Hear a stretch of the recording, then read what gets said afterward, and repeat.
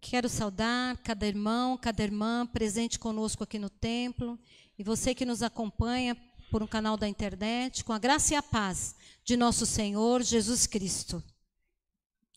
Eu quero te convidar a abrir a palavra do Senhor no livro de Atos dos Apóstolos, capítulo 2. Atos dos Apóstolos, capítulo 2. Nós leremos do versículo 41 ao versículo 47.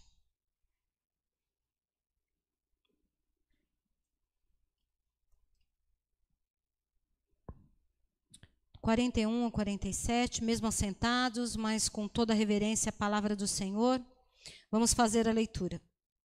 Diz assim o texto: Então, os que aceitaram a palavra de Pedro foram batizados, havendo um acréscimo naquele dia de quase 3.000 pessoas.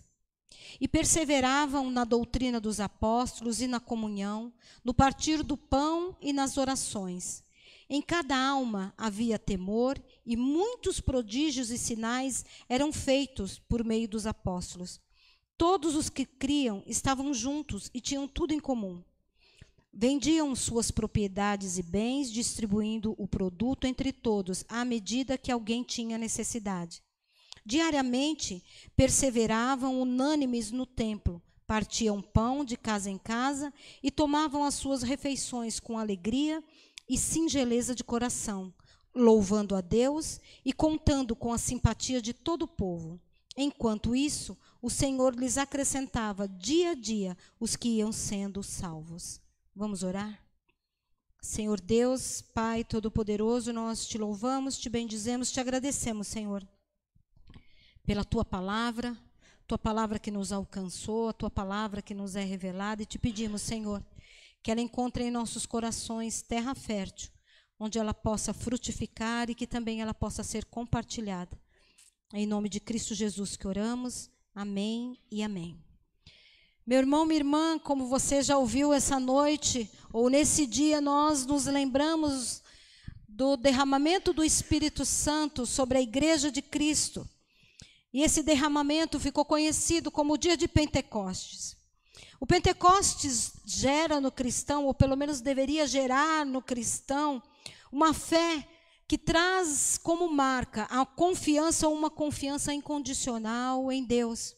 O Pentecostes nos revela também que nós somos participantes do reino de Deus e que não é possível celebrar, não é possível entender o Pentecostes, a descida do Espírito Santo, sem a compreensão de que a presença desse Espírito que é santo e que é o Espírito de Deus precisa estar em nós. E quando ela está em nós, ela causa uma transformação na nossa forma de pensar, na nossa forma de nos comportar, na nossa forma de existir no mundo. Quando nós refletimos a respeito do relato de Pentecostes, é possível perceber que há um desafio proposto, que foi proposto para a Igreja de Cristo naquela ocasião e que é proposto para nós hoje. E esse desafio é de demonstrar, é de vivenciar no nosso dia a dia, tanto nos momentos simples, nos momentos comuns, na nossa vida diária, no nosso cotidiano, como naqueles momentos mais difíceis, como naqueles momentos mais complexos da nossa existência. Manifestar a certeza de que os nossos valores estão fundamentados na palavra de Deus. Sabe por quê, meu irmão, minha irmã? Porque no final das contas, o que vai prevalecer não é o nosso discurso. O que vai prevalecer não é aquilo que a gente fala. O que vai contar mesmo, o que vai valer mesmo, no final das contas, são as nossas atitudes. É aquilo que nós fazemos. Porque muito mais do que as nossas palavras, é o nosso comportamento que fala ou que dá testemunho, ou que revela a nossa fé. E que dá testemunho ao nosso respeito. É aquilo que fazemos, não é aquilo que nós falamos. Ou não só aquilo que nós falamos. E Atos 2, então, descreve o derramamento do Espírito Santo no dia de Pentecostes, 50 dias após a Páscoa. Isso significa Pentecostes.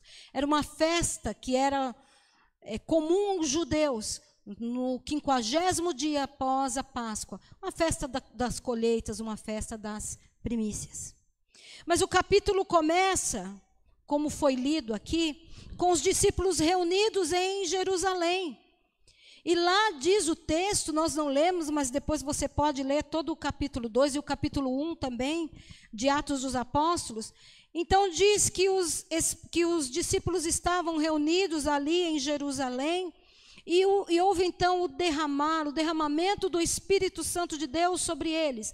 E eles começaram então a falar em línguas diferentes da sua língua natural, da sua língua natal. E todos aqueles que estavam presentes ali ouviam a pregação, ouviam o que eles estavam falando nas suas próprias línguas. E nós temos que entender que, como era uma festa, haviam pessoas das mais diversas nacionalidades. E cada um, diz o texto, ouvia o que os discípulos estavam falando na sua própria língua. E aí continua o texto e diz que em um determinado momento, quando alguns duvidavam daquilo, diziam até que os discípulos deviam estar bêbados, embriagados. Então, num determinado momento, Pedro se levanta e profere então um sermão poderoso, um sermão de uma pessoa já cheia da presença do Espírito Santo de Deus. E Pedro então passa a explicar qual era o significado de todos aqueles eventos que estavam acontecendo. Ele proclama as boas novas de Jesus Cristo para toda aquela multidão.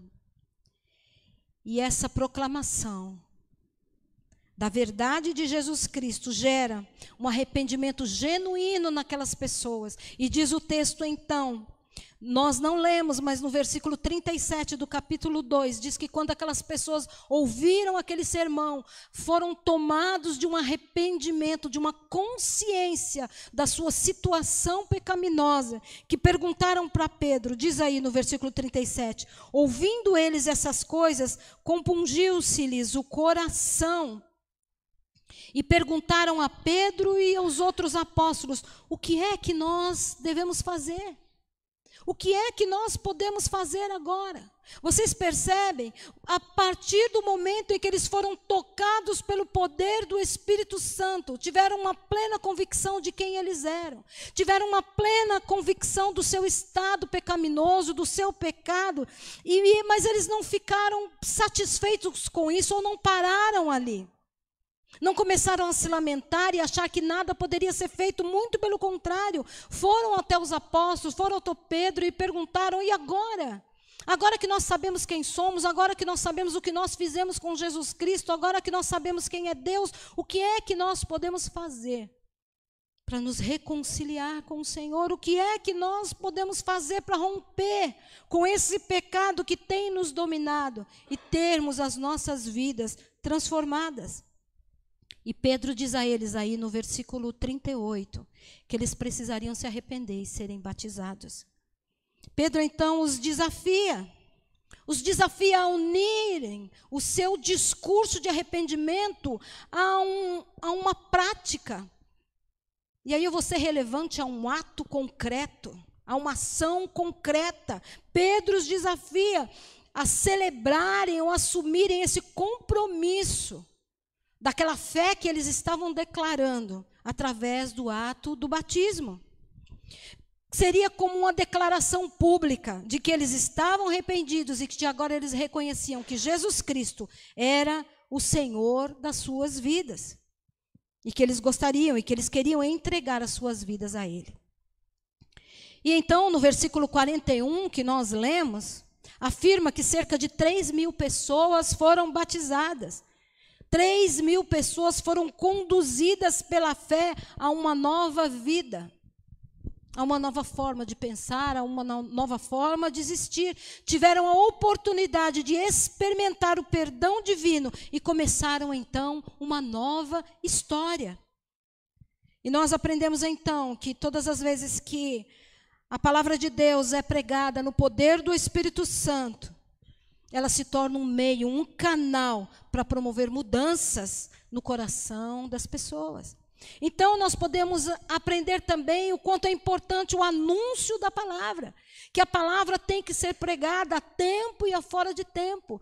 Toda oportunidade que nós tivermos, nós temos que falar da palavra de Deus, da verdade que está contida na palavra de Deus, mas mais do que falarmos, nós precisamos praticá-la. Praticá-la, esse é o grande desafio. O anúncio dessa palavra tem que estar atrelado às nossas ações, porque senão vai perder o sentido. Ela tem que começar primeiro nos nossos pensamentos, transformando a nossa forma de pensar e, consequentemente, os comportamentos que nós vivenciamos e que nós manifestamos no nosso dia a dia. E que é observado aonde quer que nós estejamos. Aonde eu estiver, aonde você estiver, o nosso discurso de cristão, o nosso discurso de cristã, tem que estar de acordo com as nossas ações, com aquilo que nós fazemos, com o nosso comportamento. E do versículo 42 ao versículo 47, Lucas então destaca a forma como esses primeiros cristãos viviam. Então, houve o anúncio da palavra, ou primeiro houve o derramamento do Espírito Santo sobre a vida dos discípulos, dos apóstolos. Houve então o anúncio da palavra. O anúncio da palavra, debaixo do poder do Espírito Santo, gerou arrependimento. As pessoas se converteram. E aí então eles passaram a viver essa nova vida de convertidos. E como é então que eles viviam? Do versículo 42 ao versículo 47, Lucas nos conta um pouco de como é que esses primeiros cristãos viviam. O testemunho que eles davam lá na cidade de Jerusalém. E quando a gente olha para esse texto, a gente consegue entender como foi que Deus agiu por meio dos valores, por meio da forma como aquela comunidade vivia e manifestava a sua fé. Aquela comunidade, através do seu testemunho, através daquilo que eles mostravam, daquilo que eles viviam, eles atraíam pessoas para o reino de Deus. As pessoas queriam saber o que é que eles tinham, por que eles eram diferentes, de onde vinha essa fé, de onde vinha essa certeza, de onde vinham aquelas palavras, aquelas coisas maravilhosas que eles anunciavam. A atenção daqueles que ainda não haviam experimentado a nova vida proposta por Jesus Cristo estava voltada para a comunidade dos cristãos. E era de forma simples que eles viviam. Não havia nada extraordinário. Não havia a tecnologia que nós temos hoje, não havia os recursos que nós temos hoje. Eles apenas viviam, e eles eram chamados, então, eram conhecidos como o povo do caminho. Porque era caminhando, era na vida diária, era no dia a dia, era na rotina do dia a dia, que eles iam manifestando a fé, e que Deus ia agindo, e se manifestando por meio deles, na simplicidade da vida. O Espírito Santo estava então agindo na vida daquela comunidade, por meio da vida daquela comunidade. Isso revela então um crescimento, um amadurecimento que aquela comunidade estava experimentando. O versículo 42 diz que eles perseveravam na doutrina dos apóstolos. Perseverar significa conservar-se firme, persistir, ter perseverança, permanecer, continuar, durar. No grego, pode ser traduzido como dedicar tempo, energia, esforço para um objetivo específico. Continuar, manter, guardar, engajar-se com persistência. Então, nesse sentido, o verbo nos traz uma ideia de uma ação contínua. Eles iam caminhando, eles iam perseverando. Há uma dedicação que é intensa de energia, para que o objetivo deles fosse mantido. Ou seja, eles não paravam nenhum momento. Eles não se perdiam no meio do objetivo que eles tinham, de vivenciar aquela fé na qual eles estavam fundamentados. Diz também o texto que eles perseveravam na comunhão. Há um autor o John Stott, que diz que quando a gente analisa essa expressão de perseverar na comunhão, nós temos que entender o significado que está aqui, que é de koinonia. Essa koinonia expressa aquilo que os filhos de Deus compartilham. Essa vida em comunhão, essa vida em comunidade, em comum união. Há um vínculo espiritual com a Trindade, que proporciona uma relação afetiva entre aqueles que vivenciam e que professam da mesma fé. E essa afetividade, ela tem que ser vista, ela tem que ser mostrada, ela tem que ser manifestada no dia a dia, nas nossas relações. Porque quando o Espírito de Deus está presente, os cristãos, as cristãs manifestam o amor, buscam o amor, desejam o amor, vivem em amor. Quando o Espírito de Deus está presente no meio do povo de Deus, não há disputa entre eles. Não querem saber quem é o maior, nem quem é o melhor, e nem quem vai se sentar à direita ou quem vai se sentar à esquerda. Quando o Espírito Santo de Deus está presente, a paz é o objetivo comum. E todos reconhecem a importância que cada um tem no corpo de Cristo. E eles trabalham juntos para o crescimento do reino de Deus. E ainda hoje nós somos desafiados a vivermos esta comunhão verdadeira. Essa comunhão que só existe e que persiste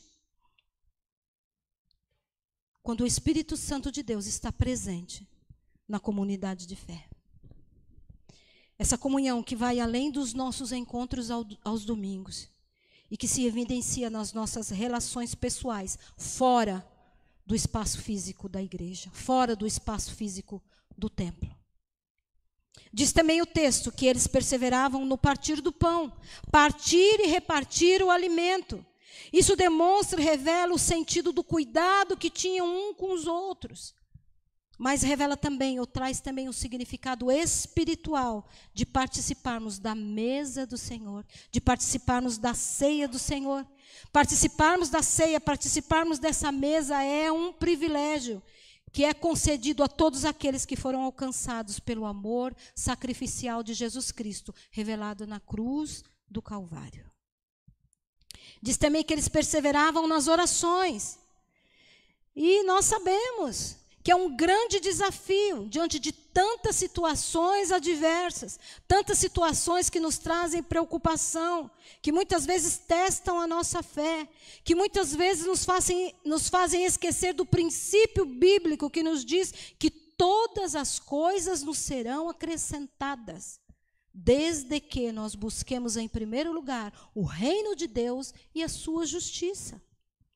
Ou seja, não precisamos temer a falta de nada se nós estivermos priorizando o reino de Deus, se nós estivermos priorizando os ensinamentos da palavra de Deus. Quando nós agimos assim, nós estamos mostrando plena confiança de que todas as nossas necessidades serão providenciadas pelo Senhor. E nós compreendemos então que a oração é um meio de graça. É um meio de graça, assim como a ceia. Um meio de graça que foi estabelecido por Deus para que o cristão, para que a cristã cresça no exercício da sua fé. Diz também o texto, do versículo 43 em diante. Todas as coisas que foram consequências, ou que vieram como consequências dessa nova vida que os convertidos estavam experimentando a partir da vinda do Espírito Santo. Diz que aí, a partir do versículo 43, que eles permaneciam tementes a Deus, e diz que sinais e prodígios eram feitos. Diz também que eles permaneciam juntos e que tinham tudo em comum, que eles dividiam os seus bens e que ninguém passava necessidade. E que dia a dia eles estavam na casa de Deus e que eles tinham alegria em estar na casa de Deus. Não era um sacrifício, não era uma obrigação, era uma alegria estar na casa de Deus. Diz que eles tomavam juntos as suas refeições, eles eram alegres e eles tinham corações puros. Meu irmão, minha irmã, cara carrancuda, fisionomia fechada. Não combina com cristão. Não combina. Porque por mais difícil que esteja a nossa vida, por maior que sejam os nossos desafios, o Espírito Santo de Deus habita em nós. E isso é mais do que motivo para nos sentirmos alegres e manifestarmos essa alegria onde nós estivermos. Nenhum problema, nenhuma dificuldade, por maior que seja, será maior do que a presença do nosso Deus em nós. Do que o poder de Deus revelado por meio do Espírito Santo.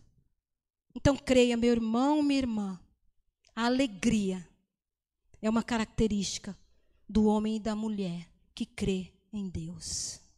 Então eles eram alegres, é o que diz o texto, e eles tinham corações puros, louvavam a Deus. E tudo isso acontecia porque quando o Senhor sondava os seus corações, o Senhor encontrava sinceridade, o Senhor encontrava integridade, porque aquilo que eles diziam era aquilo que eles viviam. Aquilo que eles viviam estava de acordo com aquilo que eles falavam. As suas ações tornavam concretas as suas palavras. Era uma fé viva,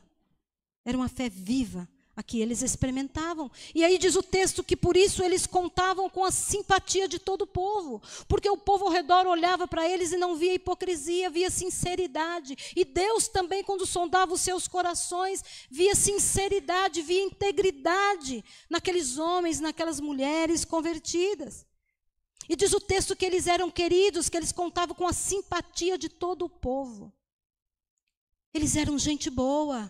Eles eram gente amada, eles eram gente que as pessoas queriam por perto.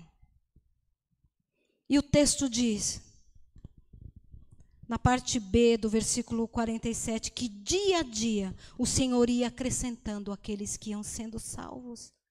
E assim a igreja de Cristo crescia.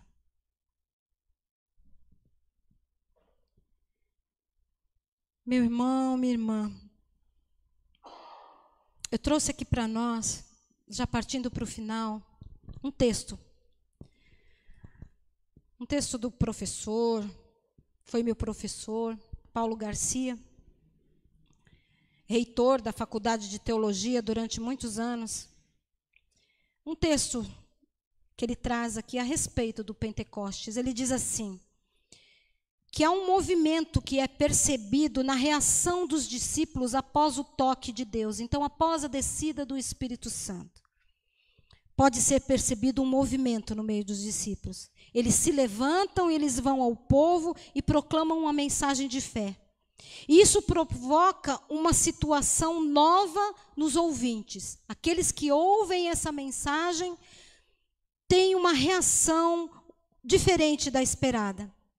Diz que eles passam a ouvir a palavra de Deus conforme as línguas do seu nascimento.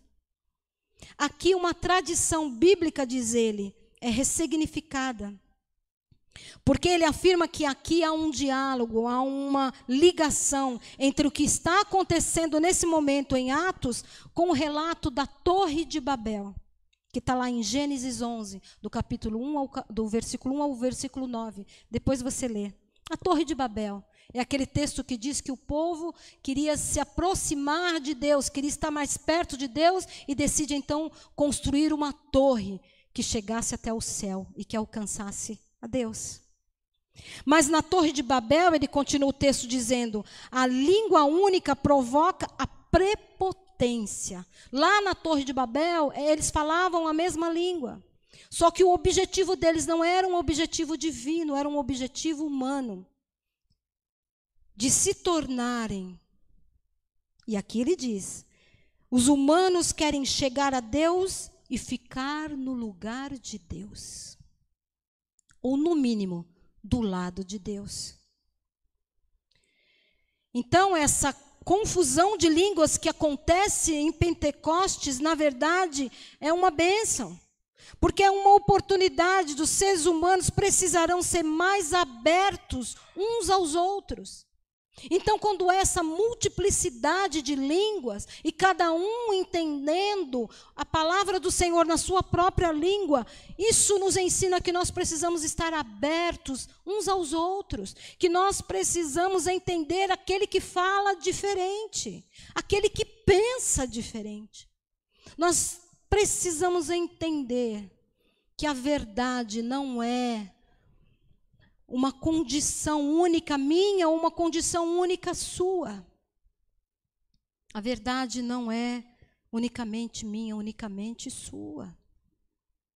Nós erramos, nós nos enganamos. Muitas vezes, diante de uma situação, o erro está em nós, o engano está em nós. E nós precisamos reconhecer isso e dizer para o outro: me perdoa, você estava certo e eu estava errado. Nem Deus faz isso conosco, e muitas vezes nós teimamos em condicionar as pessoas, em reger as pessoas ao nosso padrão, trazer as pessoas para o nosso padrão, para aquilo que nós acreditamos que é o certo, como se houvesse só uma maneira de ser e de existir. Por isso, continua o professor, pastor, doutor, dizendo aqui que no Pentecostes, quando Deus toca os seres humanos e as línguas não são unificadas, o que acontece é uma compreensão inclusiva da mensagem de Deus. Cada um ouve na sua própria língua, porque Deus respeita as nossas diferenças. Deus respeita. Pentecostes é então uma experiência de proximidade, de compreensão do outro. Ele termina dizendo. Então, o que eu aprendo, meu irmão, minha irmã, diante desse texto também, é que nós somos diferentes, sim. Foi assim que Deus nos criou. Diferentes. Mas há algumas coisas que nos igualam, que nos colocam no mesmo patamar. E uma dessas coisas que nos igualam é a nossa condição pecaminosa. Não há um pecador maior, não há um pecador menor. Há pecadores. E todos nós somos. Lá, e não sou eu quem digo isso, lá em Romanos 3, 23, 24 diz: pois todos pecaram e estão destituídos da glória de Deus, sendo justificados gratuitamente por sua graça, por meio da redenção que há em Cristo. Então todos somos pecadores. E o pecado nos iguala. Eu fiquei meditando, pensando, imaginando como poderia ter sido nessa descida do Espírito Santo. Diz que foi que houve um vento, não, que houve um som como de um vento. Então, um som como de um vento e línguas como de fogo. E eu fico imaginando, diz então que essas línguas pousaram sobre eles, sobre os que estavam ali reunidos em Jerusalém.